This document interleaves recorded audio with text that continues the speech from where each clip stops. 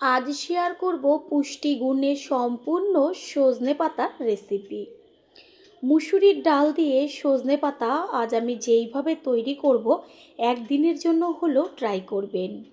Guarantee দিয়ে বলতে পারি মুখের থেকে স্বাদ যাবে না, আর সজনে পাতা দেখলেই এই রেসিপিটাই তৈরি করবেন। বাচ্চা থেকে বড় সকলেই চেটেপুটে খেয়ে নেবে। আর সজনে পাতা আমাদের শরীরের পক্ষে কতটা উপকারী সেটা সকলেই কম বেশি জেনে থাকি। তাহলে কি করে তৈরি করব সেটাই দেখে নেওয়া যাক। প্রথমেই এইখানে নিয়েছি একদম কচি কচি সজনে ডাল সমেত পাতা। এবার সজনে পাতাগুলোকে ডাল সমেতই আগে জল দিয়ে ধুয়ে নেব। ডাল সমেত পাতাগুলোকে তো জল দিয়ে ধুয়ে নিয়েছি, ভালো করে জল ঝরিয়ে রেখেছি। এবার ডালের থেকে পাতাগুলোকে ছাড়িয়ে নেব। ডালটাকে আস্তে করে ধরে অন্য হাত দিয়ে পাতাগুলোকে টান দিলে ডালগুলোর থেকে পাতা এমনিতেই চলে আসবে। সব সময়ের জন্য পাতাটা আগে ডাল সমেত জল দিয়ে ধুয়ে নেবেন।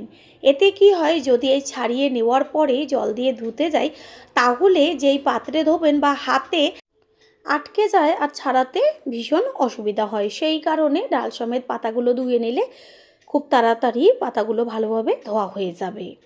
এইভাবে সমস্ত ডালগুলোর থেকে পাতা ছাড়িয়ে নিয়ে ফিরে আসছি। সমস্ত পাতা ছাড়িয়ে নেওয়া হয়ে গেছে। এবার এখানে নিয়েছি একটা বড় সাইজের পেঁয়াজ। পেঁয়াজের সামনের ও পেছনের দিকের অংশটা কেটে বাদ দিয়ে মাঝখান থেকে অর্ধেক করে কেটে তারপর গায়ের থেকে খোসাটা ছাড়িয়ে এবার বড় বড় টুকরো করে নেব। ঝিরিঝিরি করে কাটবো না, ঠিক এইভাবে বড় বড় টুকরো করে পাত্রে রেখে দেব। পেঁয়াজ কেটে নেওয়ার পরে কিছুটা পরিমাণ আদা, তার খোসাটাকে ছাড়িয়ে আদাটাকেও বেশ ছোট ছোট টুকরো করে নেব। আদা কেটে নেওয়ার পরে এবার ছাড়িয়ে নেব রসুন। এইখানে মাঝারি সাইজের একটা রসুন গোটা নিয়েছি, তার কোয়াগুলো ছাড়িয়ে এবার গায়ের থেকে খোসাগুলোকে ছাড়িয়ে নিচ্ছে। এবার কেটে নেব আলু। এখানে আমি একটা বড় সাইজের আলু নিয়েছি। যদি মাঝারি সাইজের আলু হয় তাহলে শাকের পরিমাণ অনুযায়ী দুটো বা তিনটে ব্যবহার করবেন। আর আলুটা দিলে এত টেস্টি হয় খেতে। আলুর গায়ের থেকে খোসাটাকে ছাড়িয়ে নিয়েছি। এবার মাঝখান থেকে অর্ধেক করে কেটে তারপর ছোট ছোট টুকরো করে নেব।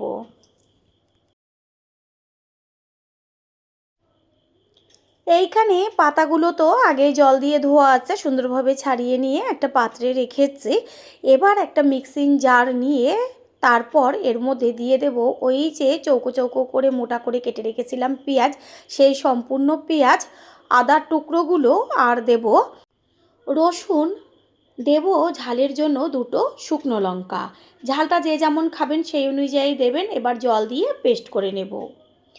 এইখানে আমি 2.5-3 ঘন্টা আগে মুসুরির ডাল জলে ভিজিয়ে রেখেছিলাম। এবার জলটা বাদ দিয়ে 4-5 বার ভালো করে ধুয়ে পরিষ্কার জল সমেত ডালটাকে একটা বাটিতে রেখেছি। চাইলে ওভারনাইটও ভিজিয়ে রাখতে পারেন।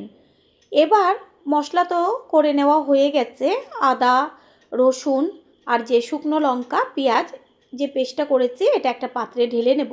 আর অল্প একটু পেস্ট এই মিক্সিং জারের মধ্যে রেখে তার মধ্যে দিয়ে দেব ওই যে ভিজিয়ে রাখা ডাল।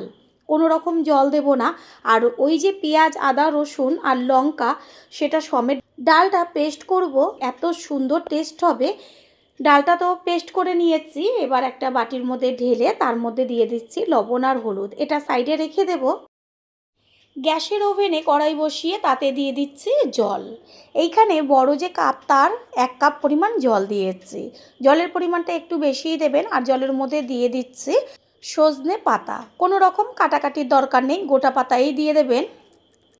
জল ফুটতে শুরু করেছে। এবার এর মধ্যে দিয়ে দেব 1 চিমটি পরিমাণ খাবার সোডা, আর দিয়ে দেব ছোটো চামচের 1 চা চামচ পরিমাণ লবণ। খাবার সোডা আর লবণটা দিয়ে যদি এই সজনে পাতাটা ফুটিয়ে নিই একদম মোমের মতন গলে যাবে। একটা ঢাকনা চাপা দিয়ে দেব। আর প্রথমেই বলেছি জলের পরিমাণটা একটু বেশিই দিতে হবে। 3-4 মিনিট মতন রান্না করে নেওয়ার পরে আমি ঢাকনাটা সরিয়ে দিয়ে দেখিয়ে দিচ্ছি যে কত সুন্দর একটা কালার চলে আসছে। জলেও পাতার কালারটা চলে এসছে। আবারও ঢাকনাটা চাপা দিয়ে দেব। যেসব বন্ধুদের চ্যানেল না থাকা সত্ত্বেও আমাদের ভালোবেসে এত সুন্দর সুন্দর কমেন্ট করে পাশে আছে, তাদের অসংখ্য অসংখ্য ধন্যবাদ ও অনেক ভালোবাসা। তারই মধ্যে একজনের নাম হচ্ছে অর্জুন মণ্ডল, তার বাড়ি হচ্ছে কলকাতা। সে লিখেছে দারুণ রেসিপি। অর্জুন দাদাভাই, আপনাকেও আপনার পরিবারের সকলকে অসংখ্য ধন্যবাদ ও অনেক অনেক ভালোবাসা। এইভাবে আমাদের পাশে থাকবেন। শাক একদম মোমের মতন গলে গেছে, আর কতখানি জল রয়েছে, জল সমেতই ঢেলে নেব, একটুও কিন্তু জল ফেলবো না। এইদিকে যে ডালের পেস্টটা রেখেছি তার মধ্যে দিয়ে দেব কালো জিরে। আগে তো লবণ আর হলুদ দিয়েই নিয়েছিলাম, এবার লবণ হলুদ কালো জিরে একসাথে চামচের সাহায্যে ভালো করে মিশিয়ে নেব। সজনে শাক তো অনেক রকমভাবেই রান্না করেছেন, ঠিক এই পদ্ধতিতে একবার রান্না করে খেয়ে তারপরে এসে অবশ্যই কিন্তু কমেন্ট করে জানিয়ে যাবেন যে কতটা টেস্টি হয়েছিল। এদিকে গ্যাসের ওভেনে কড়াই বসিয়ে তাতে দিয়ে দেব সর্ষের তেল, আর এই রেসিপিটা আমি সম্পূর্ণটা সর্ষের তেলেই রান্না করব। দিয়ে দিচ্ছি হাফ চা চামচ মতন হলুদ গুঁড়ো, হলুদটা তেলের সাথে মিশিয়ে নিয়ে এবার এর মধ্যে দিয়ে দেব ওই যে ডুমু ডুমু করে কেটে রেখেছিলাম আলু, সেই আলুর টুকরোগুলোকে। আলুর মধ্যে দিয়ে দেব হাফ চা চামচ পরিমাণ লবণ, লবণটাকে মিশিয়ে নেব, আর হলুদ আর দেবো না কারণ তেলে তো হলুদ দেওয়াই হয়েছে। এবার ভালো মতন ভেজে নেব। একটা ঢাকনা চাপা দিয়ে দেব তাড়াতাড়ি আলুটা সিদ্ধ হবার জন্য। 3-4 মিনিট বাদে ঢাকনাটাকে সরিয়ে দিয়ে খুন্তি দিয়ে আলুগুলোকে একটু ওপর নিচ করে দেব, যেন ওপরের পিঠটা আবার সুন্দরভাবে ভাজা হয়। এমনভাবে ভাজবো যেন ভাজাতেই সিদ্ধ হয়ে যায়। আলুর টুকরোগুলো খুব সুন্দরভাবে ভাজা হয়েছে, এবার তেল ছেঁকে কড়াইয়ের এক সাইডে রেখে দেব, তেলটা গড়িয়ে আসবে তারপর তুলে নেব। বেঁচে থাকা তেলের মধ্যে এবার চ্যাপটা চ্যাপটা করে দিয়ে দেব যে ডালের পেস্টটা করে রেখেছিলাম, সেই ডালের পেস্ট বড়ার আকারে। পুরনো বন্ধুদের সবসময় আমাদের পাশে এইভাবে ভালোবেসে থেকে এগিয়ে নিয়ে যাবার জন্য অনেক অনেক ভালোবাসা। এইভাবে কিছু সময় নিচের পিঠটাকে ভেজে নেব। নিচের পিঠটা কিছুক্ষণ ভাজা হওয়ার পরে একটা একটা করে খুন্তি দিয়ে উল্টে দেব ওপরের পিঠটা হবার জন্য। ঠিক এইভাবে এপিঠ ওপিঠ করে বড়াগুলোকে বেশ লাল লাল করে ভেজে নেব। আর কোনো রকম তেল আমি বড়ার মধ্যে দেব না, যতটুকু তেল ছিল তাতেই বড়াগুলো খুব সুন্দরভাবে ভাজা হয়েছে। আমি প্রত্যেকটা রেসিপি সবসময়ের জন্য চেষ্টা করি অল্প তেল ব্যবহার করে টেস্টি রেসিপি যেন তৈরি হয়, বাচ্চা থেকে বড় সকলেই খেয়ে নেয় এমনভাবে তৈরি করব। বড়া ভাজা হয়ে গেছে, এবার বড়াগুলোকে তুলে নেব, আর ওই কড়াইয়ের মধ্যেই দিয়ে দেব অল্প পরিমাণ সর্ষের তেল। তেলটা গরম হলে পরে গ্যাসের ফ্লেম লোতে রেখে দিয়ে দেব ফোড়ন হচ্ছে শুকনো লঙ্কা। এখানে আমি 2টো শুকনো লঙ্কা দিয়েছি। লঙ্কা একটু ভাজতে সময় লাগে, সেই কারণে আগে লঙ্কাটাকে ভালো করে ভেজে নেব। তারপরে দিয়ে দেব ছোটো চামচের 1 চা চামচ পরিমাণ সর্ষে। আর এই রেসিপিতে যদি একটু সর্ষে ফোড়ন দেওয়া হয় ভীষণ টেস্টি হয়, চাইলে কালো জিরেও ব্যবহার করতে পারেন। এবার ওই যে পেস্ট করে নেওয়া মশলাটাকে সম্পূর্ণটাই দিয়ে দেব, পেঁয়াজ আদা রসুন আর লঙ্কার পেস্ট। যেহেতু পেঁয়াজ দেওয়া সেই কারণে একটু সময় নিয়ে কষিয়ে নিতে হবে। দিয়ে দিচ্ছি লবণ, আর দিয়ে দেব হলুদ গুঁড়ো। কোনো রকম আর মশলা এতে ব্যবহার করব না।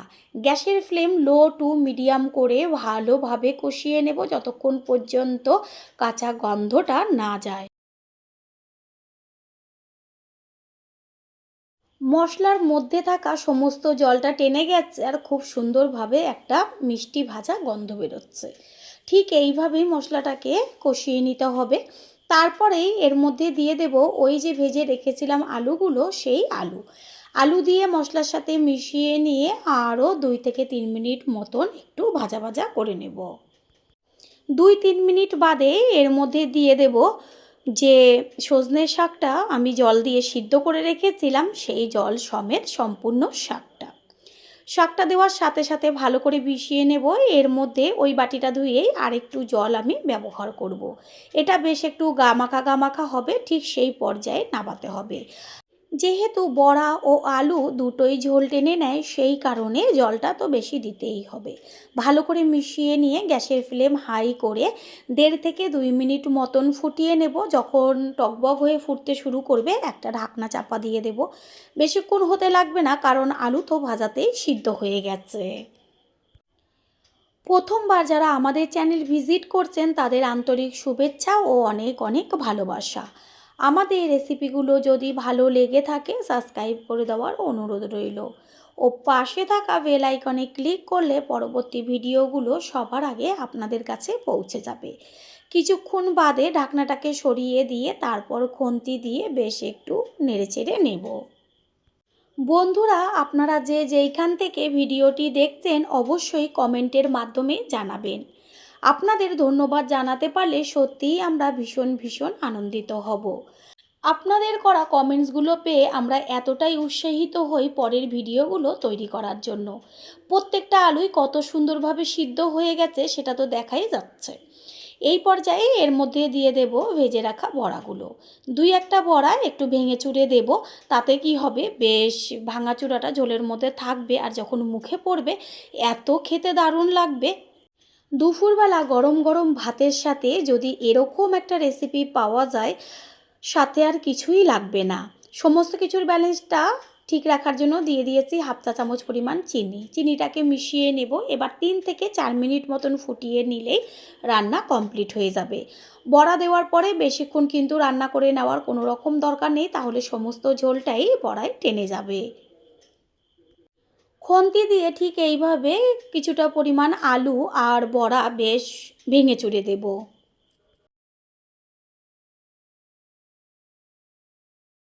রেসিপি একদম তৈরি হয়ে গেছে। এতটুকু বেশ ঝোল থাকা অবস্থাতেই নামাতে হবে, নাহলে সম্পূর্ণটা একদম শুকিয়ে যাবে। গ্যাস অফ করে দেব। তৈরি হয়ে গেল আজকের রেসিপি। 5 মিনিট বাদে ফিরে এসে সম্পূর্ণ লুকটা দেখিয়ে দিচ্ছি। কতখানি ঝোল ছিল আর এখন কতটা টেনে গেছে, কত সুন্দর একটা গামাখা ভাব চলে এসছে। এবার একটা হাতা দিয়ে একটা পাত্রে তুলে নেব। তৈরি হয়ে গেল আজকের রেসিপি। আশা করি রেসিপিটি ভালো লাগলো, আর যদি ভালো লেগে থাকে একটা লাইক, কমেন্টস, পারলে একটা শেয়ার করে অবশ্যই জানাবেন। আপনাদের করে একটা লাইক ও লাইকের পাশে থাকা হাইপ আর একটা শেয়ার আমাদের কাছে অনেক অনেক গুরুত্বপূর্ণ। All friend, thanks for watching my video. আপনারা সকলে ভালো থাকবেন, সুস্থ থাকবেন। আবারও দেখা হবে অন্য কোনো রেসিপির এপিসোডে।